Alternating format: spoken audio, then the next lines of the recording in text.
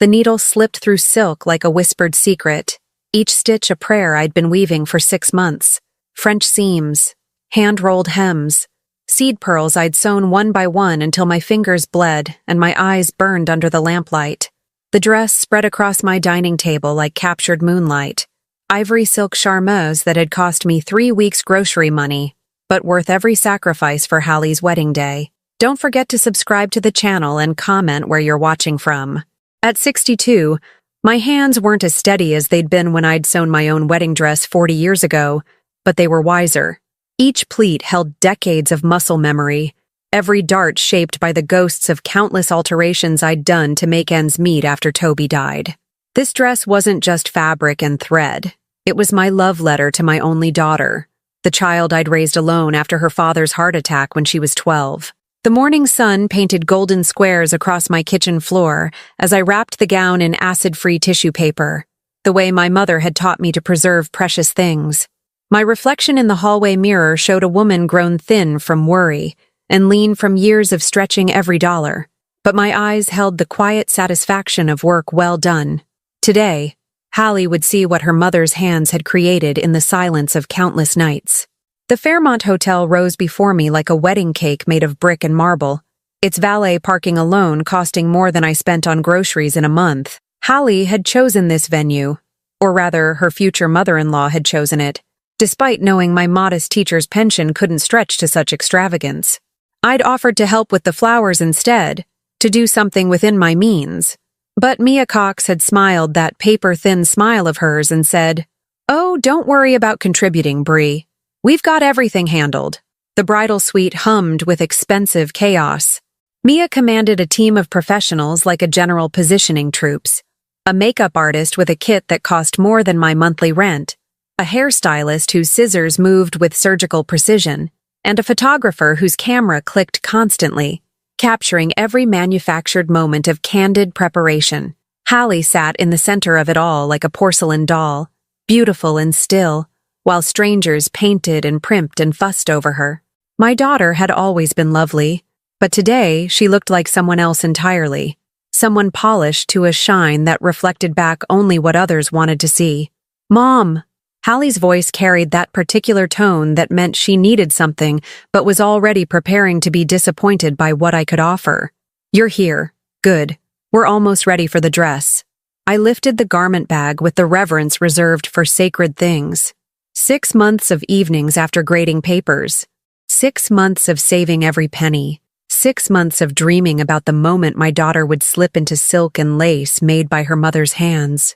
"I brought the dress," I said, my voice softer than I'd intended. Mia looked up from her orchestration of wedding perfection, her gaze settling on my garment bag like a judge weighing evidence. "Oh, the dress you made. How thoughtful."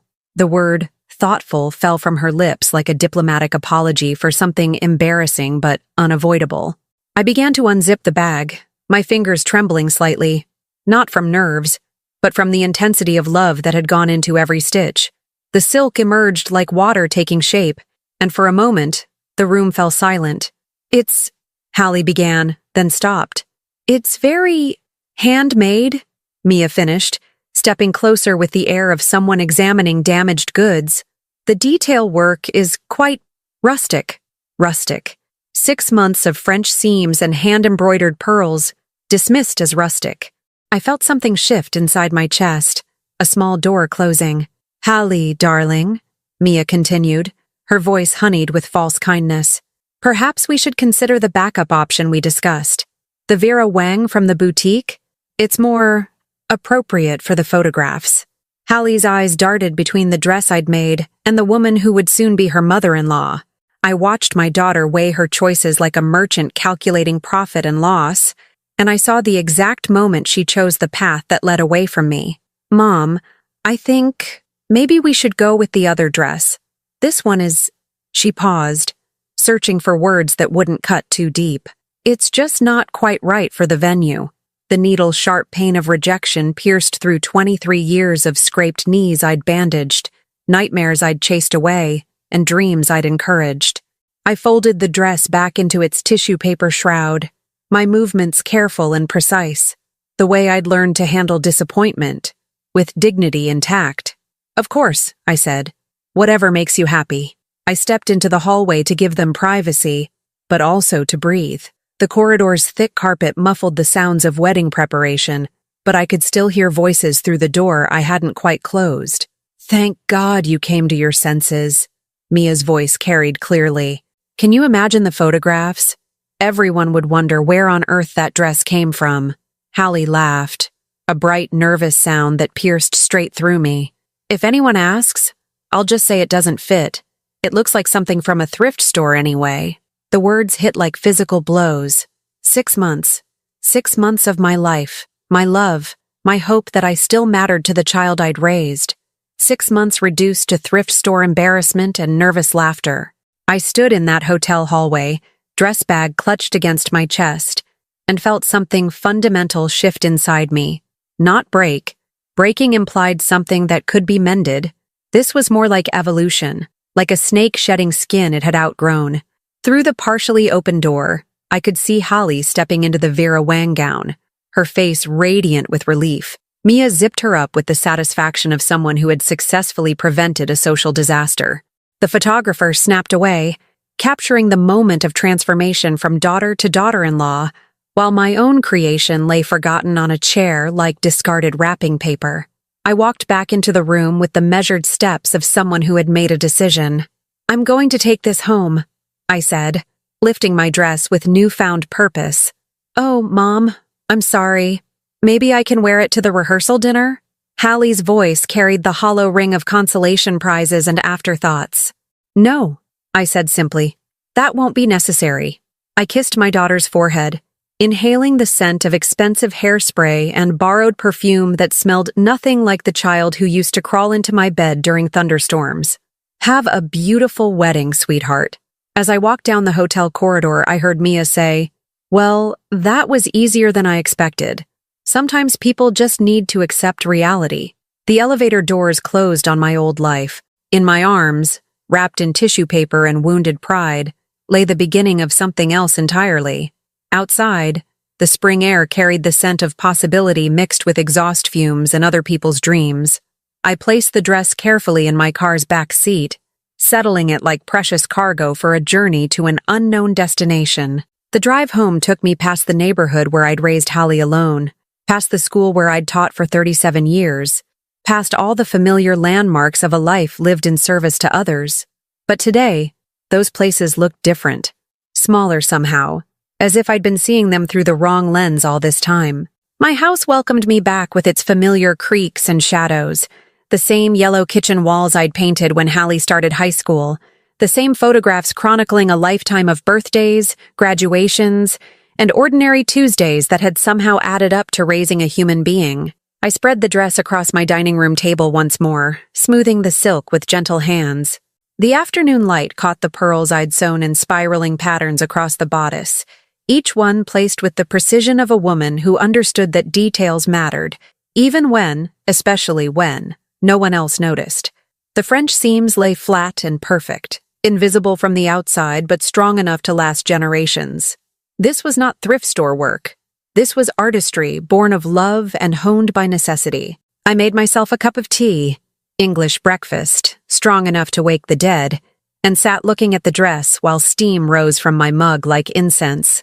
Somewhere across town, Hallie was walking down an aisle in borrowed elegance, but here in my quiet house, surrounded by the tools of my craft, I felt something I hadn't experienced in years, the stirring of my own ambition. The phone rang once during my vigil, probably Hallie calling from her honeymoon suite, voice bright with champagne and guilt, ready to explain and apologize and make everything smooth again. I let it ring. 3 days passed in merciful silence. No calls from Hallie's honeymoon, no flowers with apologetic cards, no visits from well-meaning neighbors who'd heard whispers about wedding day drama. Just me, the dress, and the growing certainty that something fundamental had shifted in the architecture of my life. I found myself studying the gown with new eyes, seeing it not as rejected love, but as evidence of skill I'd forgotten I possessed. The hand-rolled hem alone represented 40 hours of work that would cost $800 at any decent bridal boutique. The bodice construction, princess seams with French curves, was couture-level tailoring. My mother's voice echoed from memory. "Bree, you have the hands of an artist. Don't waste them on other people's dreams." On Thursday morning, I was photographing the dress from different angles, documenting my work like a crime scene investigator, when the doorbell chimed. Through the peephole, I saw a young woman with dark curls escaping from a messy bun, holding what appeared to be a casserole dish, and wearing the kind of determined expression that meant she wouldn't leave easily. "Mrs. Barnes?" Her voice carried a slight accent I couldn't place. "I'm Gloria Reed. I live in the apartment above the bakery on Maple Street. I heard you might need some company." Gloria. The name conjured a vague memory of Hallie mentioning her years ago, a girl who'd worked at the coffee shop where Hallie studied for her master's degree. They'd been friends, or friendly at least, before Hallie's social circle narrowed to include only people who could advance her husband's career. I opened the door to find a woman of perhaps 28, with paint-stained fingers and the kind of authentic smile that had become foreign to me. She held out the casserole dish like an offering. "Chicken enchiladas," she said. "My grandmother's recipe. I figured you might not be cooking much this week." "How did you—" I began. "Hallie called me," Gloria said simply. 3 nights ago, crying drunk from her hotel room in Cabo. She told me what happened, what she said about the dress. Her dark eyes flashed with indignation. I wanted to drive over there and slap some sense into her, but Mexico's a little far for an intervention. Despite myself, I almost smiled. "Come in. I was just making coffee." Gloria stepped into my foyer and stopped dead, her gaze fixed on the dress displayed across my dining room. "Jesus Christ," she whispered, then clapped her hand over her mouth. Holy, is that the dress?" "That's the dress." She approached it like a pilgrim approaching a shrine, her fingers hovering inches above the silk. "Mrs. Barnes, this is museum-quality work. The beadwork alone. How long did this take you?" 6 months. 6 months. She turned to face me, her expression shifting from admiration to fury. 6 months of your life? And she called it thrift store quality? In front of that Ice Queen mother-in-law? I found myself nodding, surprised by the relief of having someone, anyone, acknowledge the enormity of the betrayal. "You know what this reminds me of?" Gloria continued, circling the dress like an art critic studying a masterpiece. "That wedding dress Joy Cavuto wore. The construction, the attention to detail. This isn't just a dress, it's couture. You know about construction techniques?" Gloria's cheeks flushed slightly. "I went to fashion school for about a year before my dad got sick, and I had to come home to help with the restaurant. I've been waitressing and doing alterations on the side ever since, but..." She gestured toward the dress. "I've never seen anything like this outside of a museum."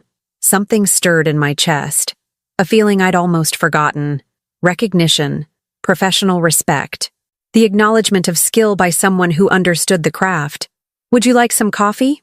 I asked. We sat in my kitchen, Gloria's enthusiasm filling the space like sunlight through winter windows. She asked detailed questions about my techniques, admired photographs of other pieces I'd made over the years, and listened with genuine interest as I explained the difference between French seams and flat-fell seams, the art of setting in sleeves without puckers, the patience required for hand-sewn buttonholes. "You know," she said, cradling her coffee mug, "my cousin Ella is getting married in 3 months. Her budget is basically non-existent. She's a social worker, her fiancé teaches kindergarten, and she's been crying about it for weeks. She can't afford anything decent, and she's too proud to ask for family money." "That's difficult," I murmured, though something in her tone suggested this conversation was heading somewhere specific. "She's about Hallie's size," Gloria continued casually. "Maybe a little taller, but not by much." The implication hung between us like a bridge waiting to be crossed. I looked through the archway at the dress, remembering the weight of it in my arms as I'd carried it away from Hallie's wedding suite. Silk that had never felt the joy it was created for. "You think she'd want to wear a rejected dress?" I asked. "I think she'd cry with gratitude to wear a dress that beautiful," Gloria said firmly. "Ella's been looking at polyester disasters online for under $200. This," she gestured toward the dining room, "this would make her feel like a queen." That afternoon, Gloria brought Ella to see the dress. My niece, technically my second cousin, but we'd never stood on ceremony about the precise degrees of family connection, walked into my dining room and stopped breathing. Ella had always been the family scrapper, the one who chose social work over law school, who dated teachers instead of doctors, who drove a 15-year-old Honda and still managed to send money to her parents every month. At 31, she'd earned every laugh line around her eyes and every callus on her hands from volunteer work at the shelter. "Aunt Bree," she whispered, using the family courtesy title that made my heart squeeze. "Did you really make this?" I did. "For Hallie's wedding?" I nodded, watching Ella's face cycle through emotions. Wonder, recognition, then a flash of protective anger on my behalf. She didn't wear it. No, she chose something else. Ella reached out to touch the silk, then pulled her hand back as if afraid she might damage something precious. "I can't. This is too beautiful. Too expensive. It belongs in a wedding that costs $50,000, not a backyard barbecue with folding chairs." "Ella," I said, surprising myself with the firmness in my voice. "This dress was made with love. It was meant to celebrate a marriage, to make someone feel beautiful on the most important day of their life. That someone could be you." Gloria nudged her cousin. "Try it on." "But, try it on," I echoed. 20 minutes later, Ella stood in my bedroom mirror transformed. The dress fit her like it had been made for her body, the silk flowing over her curves with liquid grace. The ivory tone warmed her olive skin, and the hand-sewn pearls caught the light like stars. Ella's voice cracked. "I look like a real bride." "You look like yourself," I said. "Just elevated." Gloria pulled out her phone. "Hold still. I need to document this miracle." The photo she took captured something magical. Ella's radiant smile, the perfect drape of silk, the way confidence had transformed her posture. In that image, she looked like exactly what she was. A woman in love, wearing a dress made by someone who understood that love should be celebrated, not dismissed. "I don't know how to thank you," Ella said, tears making her mascara run slightly. "Wear it with joy," I told her. "That's thanks enough." But Gloria had other ideas. "Actually," she said, her voice carrying that tone of someone about to suggest either brilliance or disaster, "I think we should post this photo. Ella looks incredible, and people should see what kind of work you do." "Gloria," I warned, but she was already typing on her phone. "Just on my Instagram. I have like 300 followers, mostly other restaurant people and art students. What's the harm?"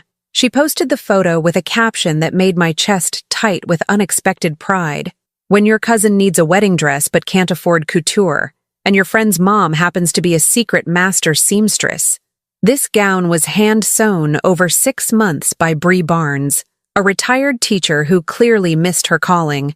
Ella is glowing, and this dress is proof that real artistry exists in the most unexpected places.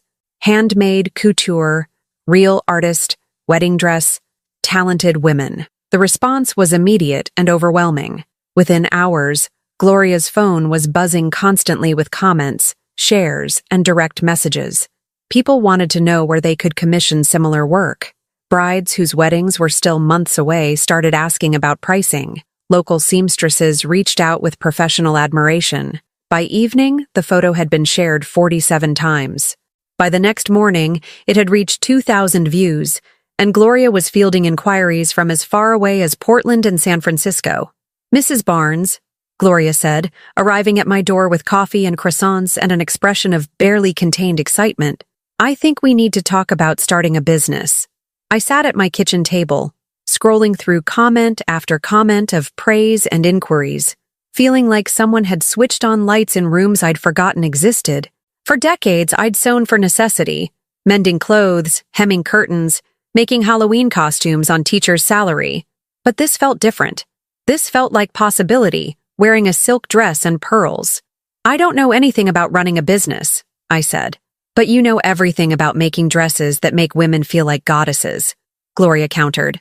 "That's the hard part. The business stuff we can learn." Through my dining room window, I could see Mrs. Patterson walking her dog, the same route she'd taken every day for the 15 years I'd lived in this house. Same time, same pace, same predictable orbit around the neighborhood. 3 days ago, I'd been following my own predictable orbit. Retired teacher, discarded mother, woman whose best years were assumed to be behind her. Now Ella's photo smiled back at me from Gloria's phone screen, and strangers were asking to pay me for the skills I'd almost let die in silence. What exactly are you suggesting? I asked. Gloria's grin could have powered the entire block. I'm suggesting we remind the world that real artists don't always hang in galleries. Sometimes they sit in suburban kitchens, creating magic one stitch at a time. Outside, Mrs. Patterson completed her predictable loop and disappeared into her house. But inside mine, surrounded by thread and dreams and a young woman's infectious enthusiasm, I felt the first stirrings of something I hadn't experienced in decades. Freedom. Ella's wedding was 3 weeks away when the call came that changed everything. I was in my converted spare bedroom, now officially my design studio, according to the hand-painted sign Gloria had made, sketching modifications for a mother-of-the-bride dress when my phone rang. The caller ID showed a number I didn't recognize, but the area code was local. Mrs. Barnes? This is Betty Reynolds from Channel 7 News. I saw the photograph of the wedding dress you made, and I'd like to do a feature story about local artisans. Would you be interested in an interview? My hand trembled as I set down my pencil. I'm sorry. What? The wedding dress photo has been shared over 15,000 times in the past week. People are calling you the hidden couture artist of suburban Portland. We'd love to tell your story. 15,000 times. The number felt surreal, impossible. I thought of Hallie's nervous laughter echoing in that hotel suite. It looks like something from a thrift store, and felt a satisfaction so sharp it could have cut silk. I'd need to think about it. Of course. But Mrs. Barnes? I saw the dress in person yesterday. Ella Reed is my hairstylist, and she showed me the gown. It's museum quality. People should know about work like that. After hanging up, I sat in the silence of my transformed house. In 3 weeks, I'd taken 7 commissions. Gloria had helped me set up a basic website, calculate pricing that reflected both my skill and my need to eat, and navigate the strange world of social media where strangers complimented my French seams and begged for appointment availability. The phone rang again almost immediately. Mom? Hallie's voice hit me like cold water. We hadn't spoken since the wedding, though I'd heard through family channels that the honeymoon had been perfect and that she and Mark were settling into married life beautifully. Hello, Hallie. Mom, Her voice carried that particular breathlessness that meant she was about to ask for something while pretending to offer it. I heard about the news interview and all the attention you're getting for sewing. I think it's wonderful. Do you? Of course.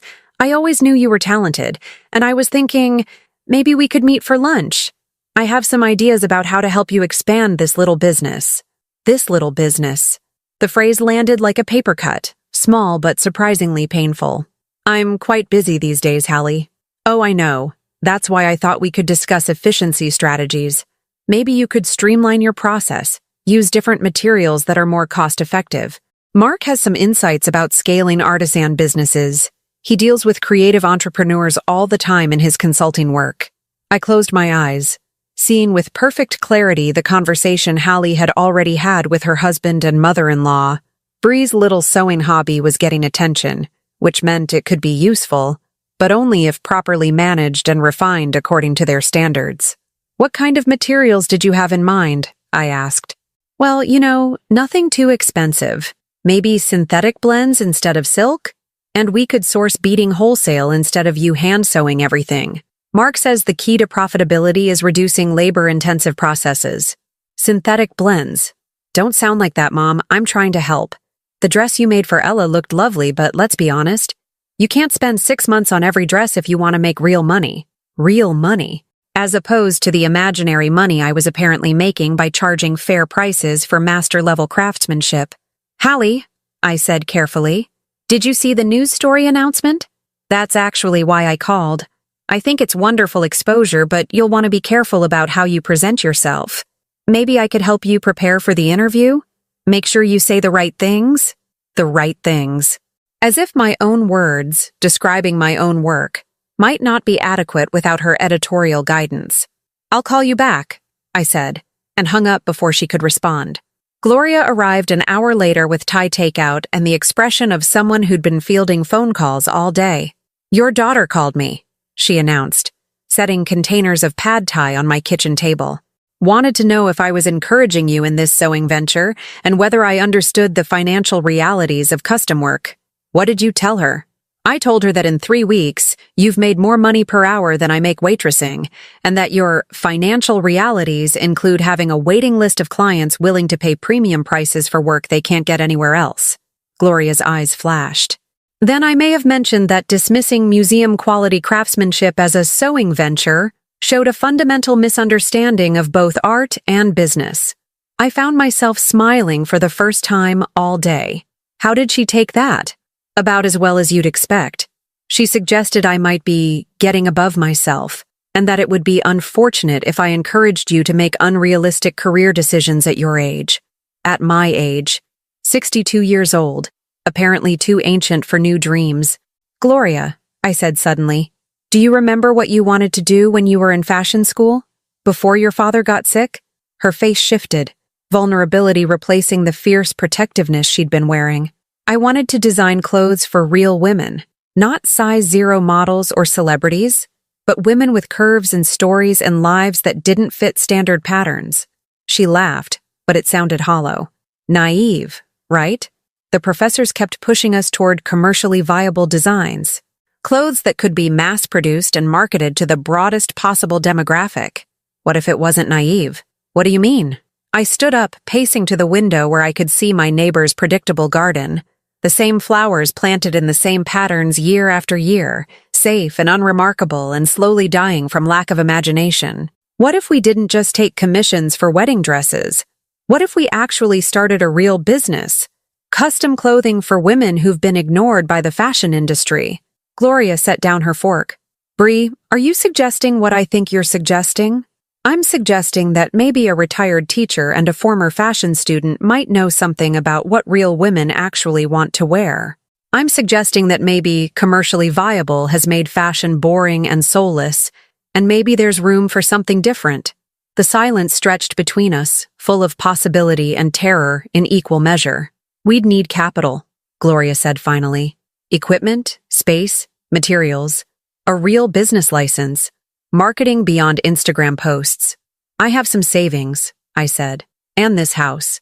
I could take out a home equity loan. Bree, that's your security, your safety net." "No," I said, turning from the window to face her. "Hallie was my safety net. My teaching pension was my security. This house was my retreat from the world. But none of those things actually made me safe, did they? Hallie threw away 6 months of my love without a second thought. My pension barely covers my bills. And this house has been a beautiful prison where I've been slowly disappearing." Gloria was quiet for a long moment, studying my face as if looking for signs of temporary insanity or permanent resolve. "What would we call it?" she asked finally. "The business?" "Yeah." "What would we name a custom clothing company started by a retired teacher and a runaway fashion student in suburban Portland?" I thought about Ella's face in the mirror, about the joy of creating something beautiful for someone who truly appreciated it, about Hallie's nervous laughter and Mia's dismissive smile, and the years I'd spent making myself smaller to fit other people's expectations. "Threadwork," I said. "Custom clothing by women who understand that every body tells a story worth honoring." Gloria's grin started slow and built like sunrise. "Threadwork. I like it." She pulled out her phone. "I'm Googling business license requirements." "Gloria, wait, are we really doing this?" She looked up from her screen, her expression shifting from excitement to something deeper and more serious. "Bree, 3 weeks ago you were a retired teacher whose daughter treated you like an embarrassing obligation. Today, you're a sought-after artist with a waiting list of clients and a TV interview scheduled for Friday. Tomorrow?" She shrugged. "Tomorrow we change the fashion industry, one custom dress at a time." The next morning, I woke before dawn and padded to my studio, where Ella's dress hung on the dress form like a promise kept. In the soft light, I could see every stitch, every bead, every choice I'd made in the service of creating something beautiful. This dress would never hang forgotten in a closet or be dismissed as thrift store quality. It would be worn by a woman who understood its value, photographed by people who recognized artistry when they saw it, and remembered as the beginning of something extraordinary. I made coffee and sat at my sewing machine, surrounded by bolts of silk and boxes of vintage buttons and drawers full of thread in every color imaginable. My phone showed 17 new messages from potential clients, 3 calls from reporters, and 1 text from Gloria. Found a commercial space downtown. Want to look at it this afternoon? There was also a voicemail from Hallie, her voice tight with what she probably thought was concern, but sounded more like frustration. Mom, I've been thinking about our conversation yesterday, and I really think you should be more cautious about this whole thing. Starting a business at your age, especially something so risky. Maybe we should sit down with Mark and make a proper plan. Call me back. I deleted the message without listening to it a second time. The Betty Reynolds interview was scheduled for Friday afternoon. Ella's wedding was Saturday. And somewhere in between, I was going to have to decide whether I was Bree Barnes, the retired teacher with a harmless hobby, or Bree Barnes, the artist who'd spent 62 years learning exactly what she was capable of creating. But as I threaded my machine with ivory silk and began work on a dress for a bride who'd chosen me specifically because she'd seen Ella's photos and wanted something that beautiful and personal, I realized the decision had already been made. Hallie could keep her safety and her conventional wisdom. I was choosing revolution, one stitch at a time. The Channel 7 interview aired on a Tuesday evening in October, exactly 6 months after Hallie's wedding. I watched it from Gloria's apartment above the bakery, surrounded by fabric samples and business plans, while she provided a running commentary that made me laugh until my sides hurt. "Look at you," she said as my televised self explained the difference between machine-sewn and hand-rolled hems. "You look like you've been doing interviews your whole life." On screen, I demonstrated the beadwork on Ella's dress, now featured prominently in our portfolio, while Betty Reynolds asked about my background. The woman being interviewed looked confident, professional, passionate about her craft. She didn't look like someone's discarded mother or retired teacher filling empty hours with busy work. Bree Barnes's story is remarkable. Betty's voice narrated over shots of my studio. After 37 years of teaching, she's found a second calling creating custom gowns that rival the world's top designers. Her waiting list now extends 8 months, and she's recently partnered with Gloria Reed to launch Threadwork, a boutique specializing in custom clothing for real women's bodies. Real women's bodies. The phrase had been Gloria's suggestion, and hearing it on television made something fierce and proud unfurl in my chest. The segment ended with Ella's wedding footage, the dress flowing like liquid starlight as she danced with her new husband, her face radiant with joy that had nothing to do with expensive venues or designer labels, and everything to do with love celebrated authentically. Gloria's phone started ringing before the credits finished rolling. Within a week, we had 47 new inquiries, 3 requests from out-of-state clients, and an email from a documentary filmmaker interested in following our story. More importantly, we had signed the lease on the downtown storefront Gloria had found. A bright corner space with tall windows and enough room for multiple sewing stations, a proper fitting area, and a small gallery where we could display finished pieces. Hallie called the day after the lease signing. "Mom, I saw the interview. It was very nice." Her voice carried the particular strain of someone trying to sound supportive while calculating damage. "Mark thinks the exposure might be getting a little out of hand, though. He's concerned about you making promises you can't keep." I was pinning a bodice pattern to silk organza, the phone wedged between my ear and shoulder in a position that would have horrified my chiropractor. What promises would those be? Well, the 8-month waiting list. That seems unrealistic. And this partnership with Gloria, Mark did some research, and her business experience is pretty limited.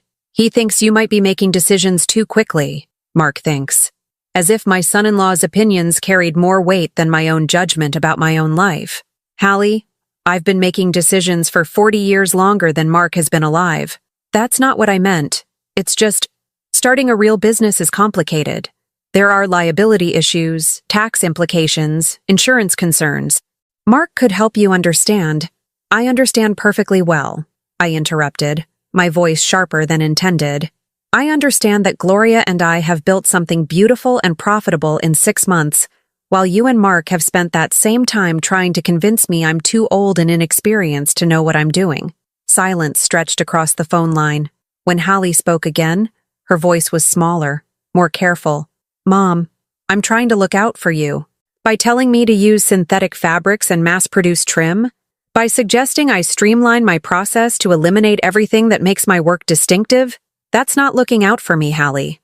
That's trying to turn me into someone safer. Someone who won't embarrass you by dreaming too big. That's not fair, isn't it? I set down my pins and gave the conversation my full attention. When was the last time you asked about my work without immediately suggesting ways to make it smaller, cheaper, or more conventional?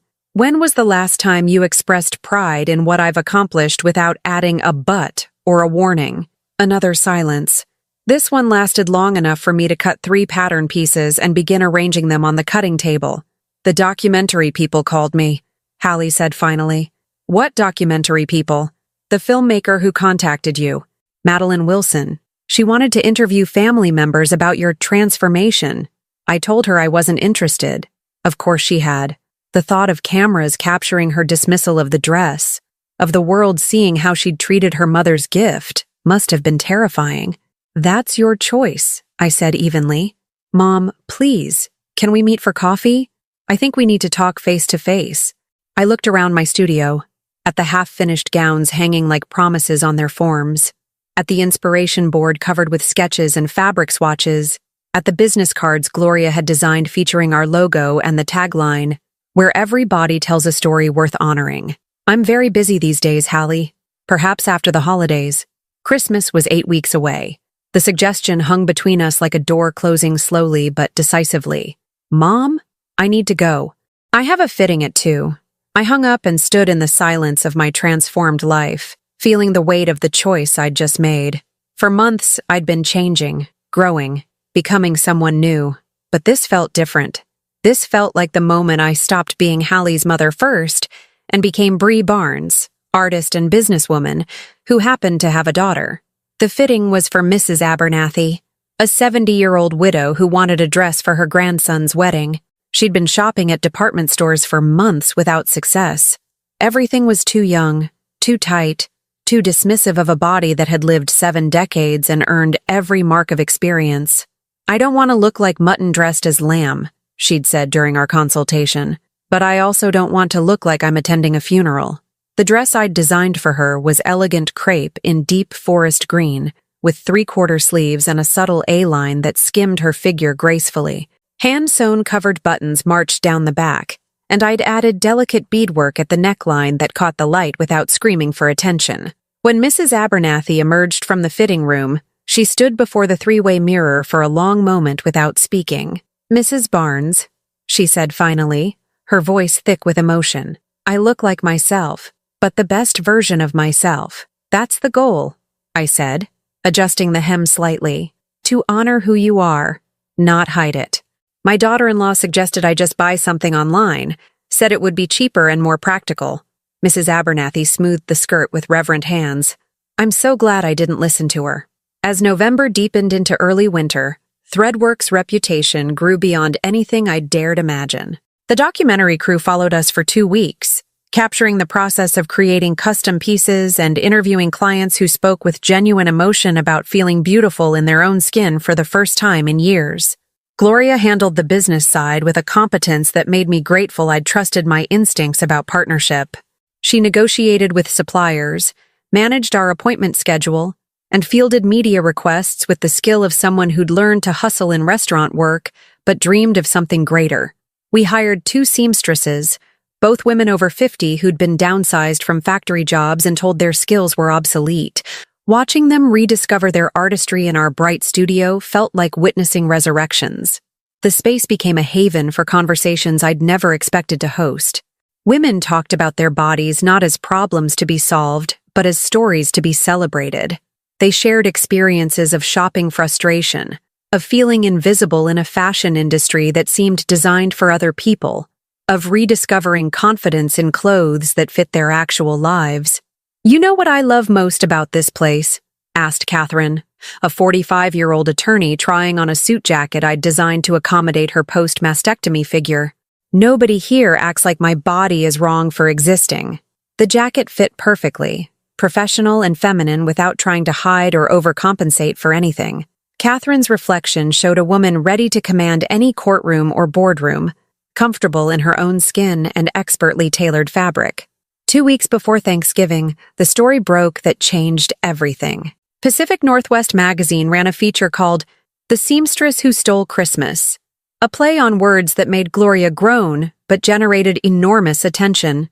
The article detailed my journey from discarded wedding dress to thriving business, complete with before and after photos and client testimonials that read like love letters to craftsmanship.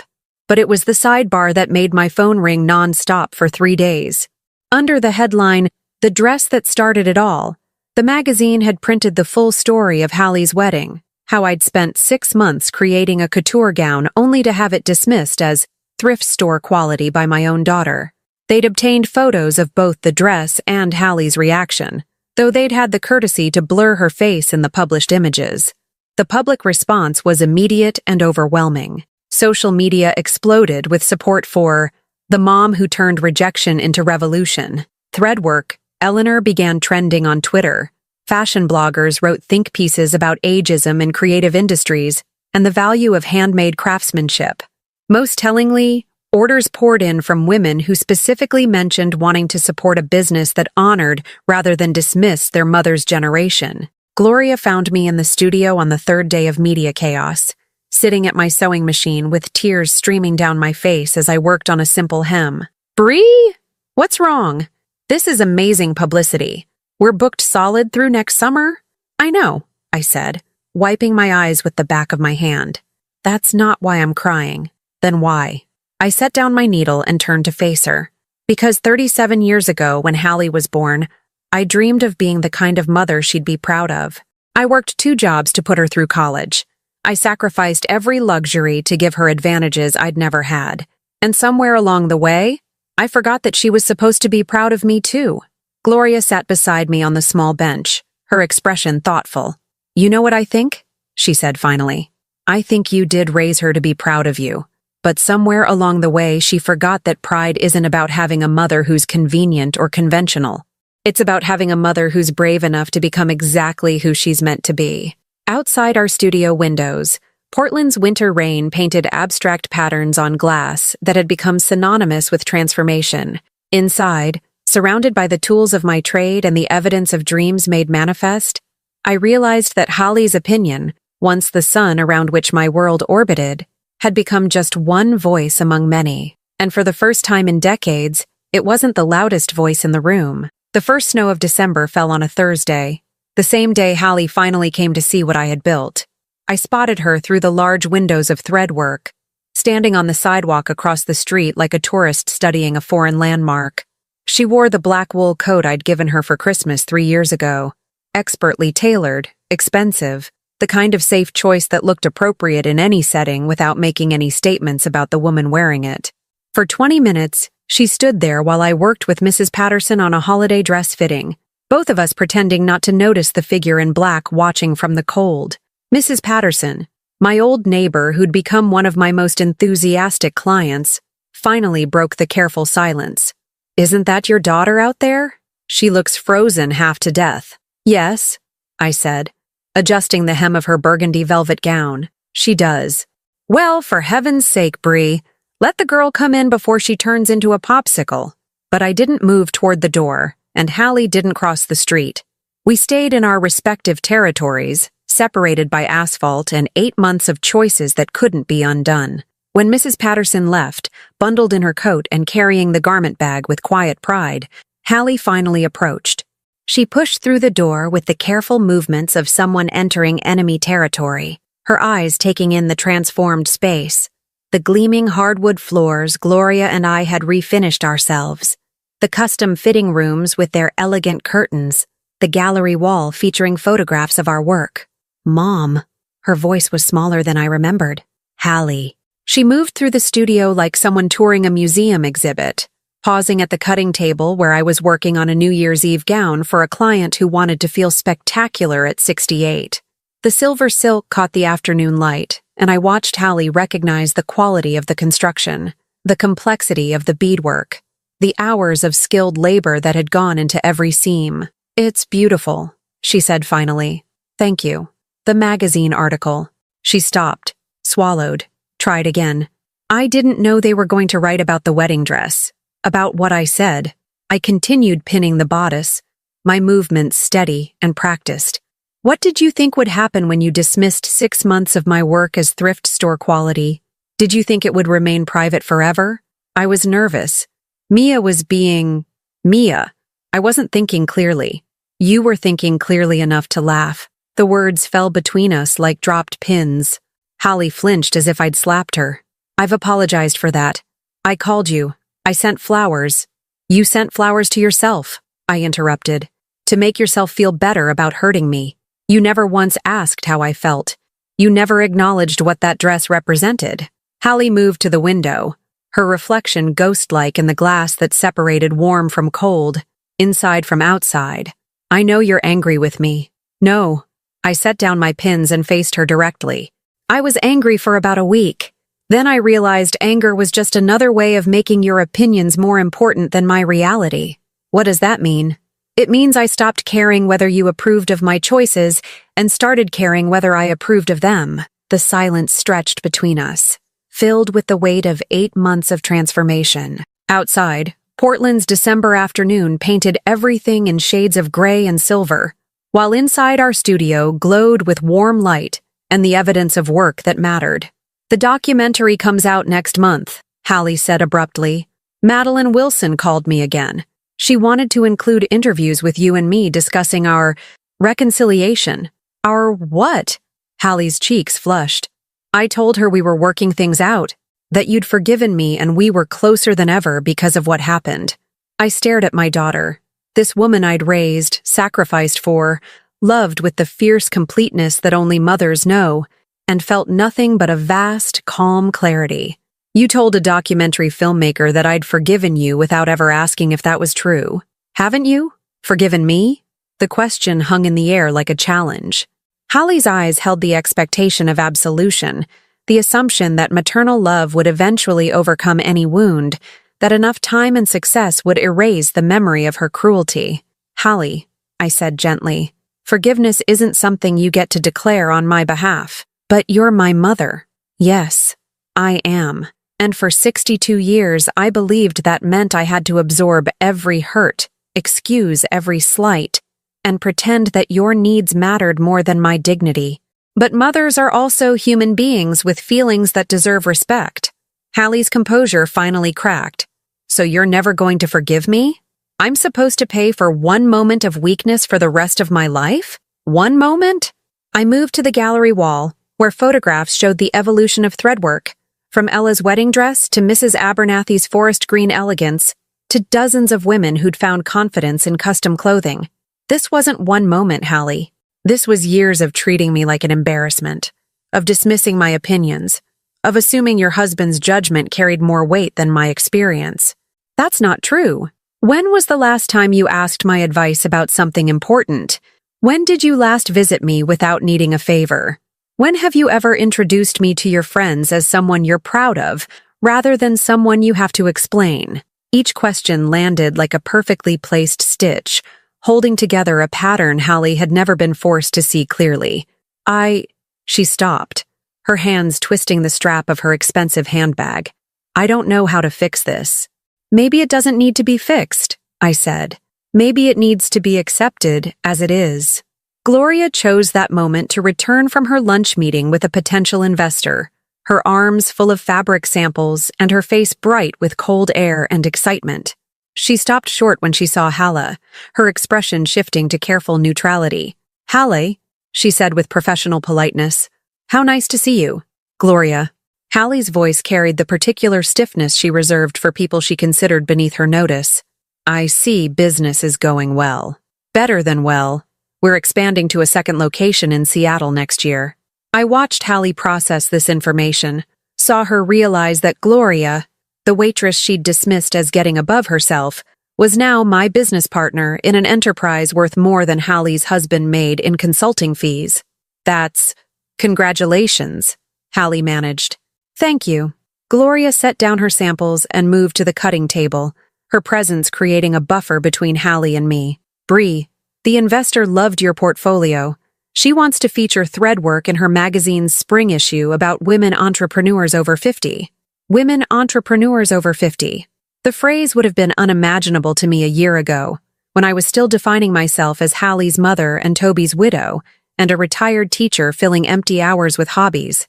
Hallie watched this exchange with growing understanding. This wasn't her mother's little sewing project that needed managing or improving. This was a legitimate business run by women who knew their worth and demanded respect for their expertise. "I should go," Hallie said suddenly. "I can see you're busy." "Hallie," I stopped her at the door. "I want you to understand something. I don't hate you. I don't wish you ill. But I also don't need your approval or your management or your version of looking out for me. So where does that leave us?" I considered the question seriously, looking at this woman who shared my DNA but not my values, who'd inherited my stubbornness, but not my respect for others' dreams. "It leaves us as two adults who happen to be related," I said. "If you want more than that, you'll need to earn it. Not through apologies or flowers or telling documentary filmmakers we've reconciled. Through actions that show you actually respect the woman I've become." Hallie's face cycled through emotions: hurt, anger, recognition, something that might have been the beginning of understanding. "And if I can't do that, then you can't. But I won't pretend otherwise to make either of us more comfortable." She nodded slowly, tears making her mascara run slightly, the same way Ella's had when she first saw herself in my wedding dress, but for different reasons entirely. "Goodbye, Mom." "Goodbye, Hallie." The door closed behind her with a soft chime, and I watched through the window as she walked back to her car. She didn't look back at the studio, didn't pause to admire the elegant sign Gloria had commissioned or the window display featuring our latest work. "You okay?" Gloria asked quietly. "I'm perfect," I said, and meant it. That evening, I sat in my studio apartment above the shop. We'd converted the space when the lease on my suburban house expired, deciding that living above our work suited us better than maintaining the pretense of separation between art and life. The walls were covered with sketches and photographs, bolts of fabric organized by color and weight, and a single framed image: Ella, in my wedding dress, radiant with joy. My phone buzzed with a text from Madeline Wilson. "Documentary premieres February 14th on Netflix. The Seamstress, a story of late-life transformation. Congratulations, Bree. You've created something beautiful." Outside my window, Portland's winter nights sparkled with lights from other people's windows, other people's dreams being lived out in small acts of daily courage. Somewhere across town, Hallie was probably telling Mark about our conversation, seeking validation for her hurt feelings and strategic advice for winning back her mother's approval. But I wasn't Hallie's mother anymore, at least not in the way I had been. I was Bree Barnes, artist and entrepreneur, woman who'd learned that love without respect was just another word for servitude. In the morning, I would begin work on a wedding dress for a bride who'd chosen me specifically because she'd heard the story of the dress that launched a revolution. She wanted something that honored both tradition and transformation, something that would make her feel beautiful while telling the world she was nobody's compromise. I knew exactly what to create for her. After all, I'd been practicing that particular pattern my entire life.